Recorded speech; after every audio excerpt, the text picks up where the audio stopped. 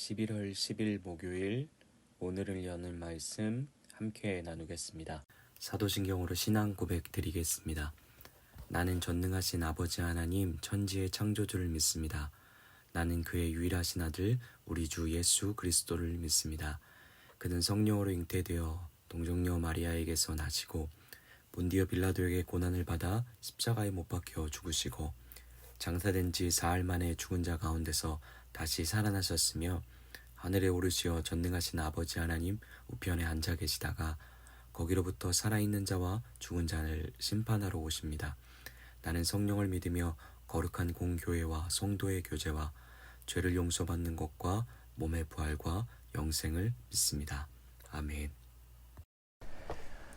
오늘 하나님이 우리 가운데 주신 말씀은 욥기 8장 8절에서 22절까지의 말씀입니다. 욥기 8장 8절에서 22절까지의 말씀입니다. 우리 함께 하나님의 말씀을 봉독하시겠습니다. 청하건대 너는 옛 시대 사람에게 물으며 조상들이 터득한 일을 배울지어다. 우리는 어제부터 있었을 뿐이라 우리는 아는 것이 없으며 세상에 있는 날이 그림자와 같으니라. 그들이 내게 가르쳐 이르지 아니하겠느냐. 그 마음에서 나오는 말을 하지 아니하겠느냐. 왕골이 진펄 아닌 데서 크게 자라겠으며 갈대가 물 없는 데서 크게 자라겠느냐. 이런 것은 새순이도다. 아직 뜰 때가 되기 전에 다른 풀보다 일찍 마르느니라. 하나님을 잃어버리는 자의 길은 다 이와 같고 저속한 자의 희망은 무너지리니 그가 믿는 것이 끊어지고 그가 의지하는 것이 거미줄 같은즉 그 집을 의지할지라도 집이 서지 못하고 굳게 붙잡아 주어도 집이 보존되지 못하리라. 그는 햇빛을 받고 물이 올라 그 가지가 동산에 뻗으며 그 뿌리가 돌무더기에 서리어서 돌 가운데로 들어갔을지라도 그곳에서 뽑히며 그 자리도 모르는 채 하고 이르기를 내가 너를 보지 못하였다 하리니 그 길의 기쁨은 이와 같고 그 후에 다른 것이 흙에서 나리라. 하나님은 순전한 사람을 버리지 아니하시고 악한 자를 붙들어 주지 아니하시므로 웃음을 내 입에 즐거운 소리를 내 입술에 채우시리니 너를 미워하는 자는 부끄러움을 당할 것이라. 악인의 장막은 없어지리라. 아멘. 우리가 앞선 오늘을 여는 말씀을 통해 고통당하는 욥과 그의 첫 번째 친구인 엘리바스의 대화에 대한 내용을 확인해 보았습니다. 도저히 사람으로서 감당할 수 없을 만큼의 크기의 고통의 무게를 짊어지고 있는 욥. 아무리 생각해도 잘못한 일이 없는 것 같은데 도대체 왜 이런 일이 내 삶 가운데 벌어지고 있는지를 친구들에게 가르쳐달라고, 그리고 함께 찾아보자고, 그리고 또 좀 날 위로해달라고 울부짖고 있는 욥의 모습을 우리는 본문에서 만나게 되죠.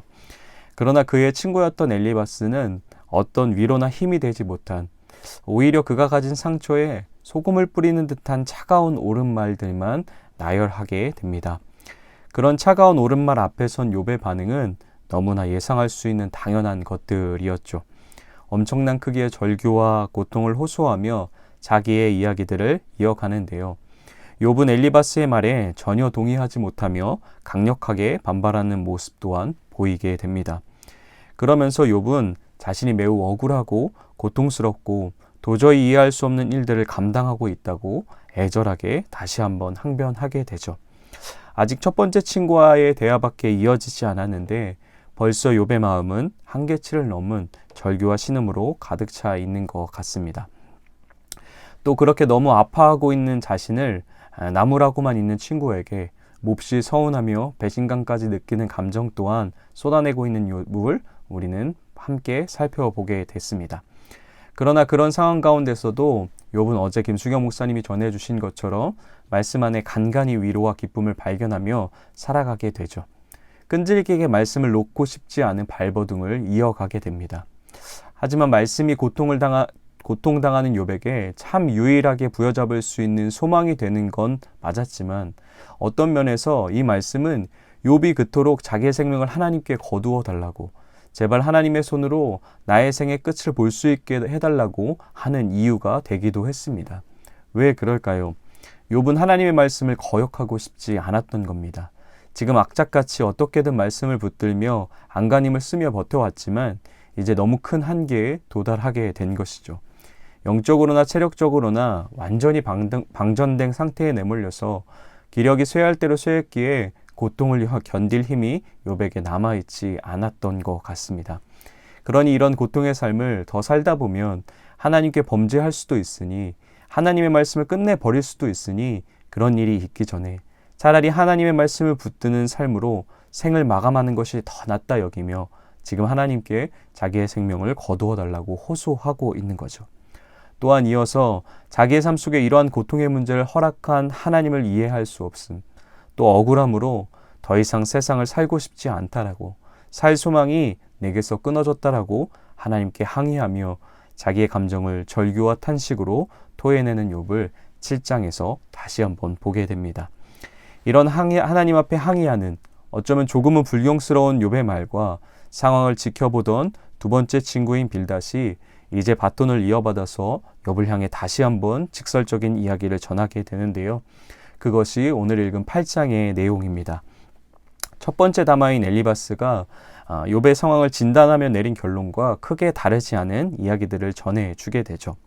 결국 하나님은 공의하고 정의로우신 분이니 욥, 너가 이렇게 고난을 당하는 것은 공의롭고 정의로운 하나님께 죄를 지은 너의 죄 때문이라고 이야기해주고 있는 거죠. 그런데 엘리바스는 차가운 옳은 말을 하는 건 동일했지만 그래도 아주 부드럽게 타이르듯 존중하며 대화를 하려고 시도하는데 빌닷은 처음부터 욥이 언짢았던 것 같습니다. 그러면서 굉장히 공격적인 어투로 말을 시작하죠. 너가 어느 때까지 그렇게 하나님을 원망하고 불평하며 하는 말들을 늘어놓을 거냐. 그러니까 너가 죄인이고 그러니까 너가 이렇게 고난을 받는 거 아니냐. 윽박지르며 대화를 이어갑니다. 거기다가 건들지 말아야 했던 욥의 가장 큰 아픔이었던 자녀들까지 들먹이면서 막말을 이어가게 되죠. 그러면서 우리 신앙인들이 가장 사랑하는, 그러나 어떻게 보면 조금은 가장 오용하고 있는 구절 중 하나인 내 시작은 미약하였으나 내 나중은 심히 창대하리라의 한 구절의 말로 욥에게 이야기하고 싶은 자기의 주장을 한 방에 정리해서 이야기해주고 있습니다. 어떤 의미로 전한 것일까요? 욥에게 이 말을 전한 빌닷의 의미는 그런 거였습니다. 너는 지금 큰 죄를 범한 죄인이다. 그래서 아무것도 없는 모든 것을 잃은 곧 미약한 자가 되었다. 그러니까 회개할 것 없는 자처럼 고집 부리지 말고 하나님 앞에 너의 죄를 철저하게 회개하고 용서를 싹싹 빌면 하나님이 너를 긍휼히 여기셔서 다시 엄청난 큰 축복을 내려주시는, 새로운 출발을 경험케 하시는 곧 창대한 자가 되게 하실 것이라는 의미로 욥에게 전하고 있는 거죠. 사실 그 자체로 틀린 말은 아니긴 했습니다. 그러나 1장과 2장에서 욥을 향한 하나님의 평가에서 확인했듯 욥에게는 전혀 해당되는 말이 아니었고, 또한 이 말은 욥을 회개하지 않은 죄인으로, 고집스러운 죄인으로 몰아세우며 회개를 강요하는, 참으로 고통당하는 욥에게는 가슴 아픈 차가운 말이었던 거죠. 빌닷은 계속해서 욥은 죄인이며 그러므로 고난이 임하는 것이고 그런 죄인 욥은 회개해야 한다는 공식을 가지고 그의 상황을 진단해 가고 있습니다. 8절에서 10절까지의 말씀입니다. 청하건대 너는 옛시대 사람에게 물으며 조상들이 터득한 일을 배울지어다.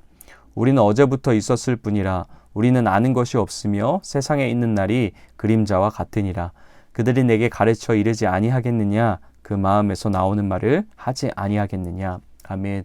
빌닷이 좀처럼 말이 통하지 않아 보이는 욥에게 조상들의 지혜의 귀를 기울이라고 이야기합니다. 그 지혜가 가르침을 줄 것이라고 전해주고 있는 거죠. 빌닷이 욥의 모습을 보니까 무언가 한참 잘못된 생각을 가지고 있는 것처럼 보였던 것 같습니다. 그러니까 조상들이 욥 너보다 훨씬 지혜로우니 너보다 오랜 시간들을 살았으니 그들의 지혜에 귀 기울이면 너의 고난의 이유를 알게 될 것이라고 이야기하고 있는 것이요. 무엇을 조상들이 욥에게 알게 할 것이라고 빌닷은 생각했을까요? 11절부터 19절의 말씀의 내용이 그것을 보여주는데요. 핵심은 우리 함께 살펴봤듯이 인과응보, 권선진학의 말이라는 것이었습니다. 쉽게 말해 심은 대로 거두는 것이라는 거죠. 그것을 식물들의 비유로, 자연의 이치로 악인의 결말과 욥의 삶의 모습을 통해 알게 될 것이라고 빌닷은 전해주고 있는 겁니다. 왕골과 갈대 같은 식물들은 물이 없으면 자라지 못하는데 그들이 말라버렸다는 건 결국 물이 없어서이고 그것에는 다른 이유가 있을 수 없다라는 자연 이치를 통해 빌닷은 욥에게 너의 삶이 말라버린 것, 지금처럼 피폐해진 상태가 된 이유는 다른 이유가 없다. 너를 공급한 하나님을 잃어버렸기 때문이다. 라는 것을 말하고 싶었던 거죠. 또한 욥에게 너의 삶의 모습을 봐라. 왕성하게 자란 나무처럼 한때는 많은 것을 누렸지만 너의 결말이, 너의 지금의 상황이 하나님의 심판으로 허무한 끝이 되지 않았느냐. 하나님을 버린 악인들의 결말이 이와 같은데 너의 삶의 결말이 그 악인들과 같지 않냐. 그러니까 욥, 너가 고난을 당하는 것은 너가 하나님께 범죄한 것에 대한 증거이고 너는 하나님 앞에 분명히 죄인인 신분일 거다. 그러니 죄를 회개하고 빨리 하나님께 용서를 빌어라 하는 것이 빌닷이 강조하는 핵심이었던 겁니다. 오늘 이런 빌닷의 모습에 담긴 8장의 이야기를 통해서 우리는 어떤 메시지를 발견할 수 있을까요? 빌닷은 오로지 자기가 경험한 하나님만 가지고 자기가 마주한 삶과 상황을 해석하는 사람이었습니다. 그가 발견한 하나님의 모습이 틀린 것은 아니었지만 그것이 전부는 아니었죠. 빌닷은 고정된 하나님에 대한 생각으로 내가 만난 하나님의 크기로 풍성하게 일하시는 하나님을 제한하고 그분이 허락하시는 자유를 누리지 못하며 살아가고 있었습니다. 그러니 그런 시선이 나를 속박할 뿐만 아니라 나와 함께하는 다른 사람들도 그런 여유와 자유함 없음, 자기의 좁은 시각에 갇혀 대하고 있음이 고스란히 8장의 욥을 향한 빌닷의 날이선 말투와 반응에서 나타나 보여지고 있는 거죠. 자기가 경험한 한 가지 하나님 안에 갇혀 그분이 얼마나 은혜와 자비로 또는 날마다 더 풍성한 성품으로 찾아와 내미시는 손을 거부하며 발견하지 못하며 살아가게 된 것입니다. 빌닷은 지금 하나님의 관계가 멈춰져 있던 거죠. 제자리에 머물러 있었던 겁니다. 그런데 그가 이처럼 갇혀진 세상 안에 나오지 못하고 살 수밖에 없었던 이유가 본문에서 보여지는 것 같습니다. 빌닷이 욥의 고난을 해석하는 것뿐만 아니라 자기 삶 앞에 놓여있던 어떤 이슈와 상황들을 해결해가고 풀어가는 데 있어서 그가 최우선으로 의지하며 붙잡았던 것들이 있었던 것 같은데요. 그것이 바로 조상들의 지혜, 전통, 경험, 자연이 주는 이치 등 말씀이 아닌 외부적인 것들이었습니다. 그것들이 전해주는 유익도 있긴 했지만 하나님의 말씀보다 우선이 될 수 없었던 것들이죠. 하나님은 우리가 예배 드릴 때뿐만 아니라 우리 삶을 살아가는 아주 소소한 일상적인 과정 가운데도 말씀을 통해 우리를 찾아와 주시고 그것을 통해 삶 속에서 끊임없이 경험되어지는 풍성한 새로운 만남을 허락하고 싶어 하십니다. 그 과정 가운데 우리가 말씀을 온 삶 속에서 의지하는 법과 그 말씀의 방식을 따라 살아가는 실제적인 열매를 배우고 경험케 하고 맺어지길 원하시는 거죠. 그러나 더욱 하나님이 원하시는 지점은 하나님과 함께 그 과정을 해나가며 하나님을 더욱 풍성하게 알아가게 하심을 우리의 온 삶의 영역에서 허락하고 싶어 하시는 것일 겁니다. 그런데 우리는 우리의 삶의 순간 가운데 빌닷과 같이 하나님의 말씀보다 더 의지하는 것들이, 더 집중하는 것들이 있는 것이죠. 또 어떤 문제 앞에 놓였을 때 가장 먼저 달려가 조언을 구하고 붙잡고 힘을 쏟는 곳이 있는 모습이 우리 안에서도 있을지 모르겠습니다. 그것들을 향해 시선을 쏟느라 이런 말씀으로 찾아와 주시는 하나님의 손길을 발견하지 못하고 그래서 말씀을 통한 우리 삶 가운데 풍성하게 자라남을 경험하지 못하게 할 때가 많은 것이죠. 하나님의 말씀 앞에 잠잠히 우리를 비춰보길 소망합니다. 여러분은 우리의 신앙과 삶에 있어서 말씀이 최고의 권위임을 그리고 우리가 제일 의지해야 할 우리의 기준임을 고백하며 살아가고 계십니까? 어려움 앞에 놓여 있을 때뿐만 아니라 삶 속에서 전혀 누군가의 도움과 조언이 필요 없는 오랜 시간 동안 자연스럽게 반복하고 있는 일들이어서 그래서 내 힘으로도 충분히 자라낼 수 있는 영역들 가운데도 말씀으로 찾아와 동행하며 인도해 가고 싶어 하시는 하나님의 초청을 발견하고 계십니까? 오늘도 그분이 우리의 삶을 말씀 안에 인도해 가고 싶어 하십니다. 큰 부분뿐만 아니라 아주 작은 부분도 그분과 함께 걸어가는 우리가 되길 원하십니다. 그래서 그 길 위에서 경험하는 하나님과의 뜨거운 만남과 자라남의 기쁨으로 우리 삶을 가득 채워주고 싶어 하시는 줄 믿습니다. 우리의 현실이 욥과 같을지라도 그분은 말씀을 통해 우리에게 자라남의 기쁨으로 넉넉히 모든 길을 감당해 가게 하시는 분이신 줄 믿습니다. 오늘 하루도 그 말씀을 통해 우리에게 깊은 관계의 만남으로 초대해 주시는 주님을 경험하고 만나며 찬양의 고백처럼 주 예수와 동행하니 그 어디나 하늘나라라고 고백하는 우리 에바다 공동체 성도님들 되시길, 그 찬양으로 여러분의 모든 삶의 영역 가운데 가득 채워가시길 예수님의 이름으로 다시 한번 축복합니다. 이렇게 함께 말씀을 기억하며 기도하시겠습니다. 끊임없이 말씀으로 우리 삶의 모든 영역이 재정이 되는 새롭게 됨을 경험하게 하시고, 말씀이 우리의 삶과 신앙의 최고의 권위와 기준임을 잊지 않는 하루 될 수 있도록, 말씀을 통한 하나님과의 관계의 자라남이 끊이지 않는 오늘 하루 될 수 있도록 함께 기도하시겠습니다.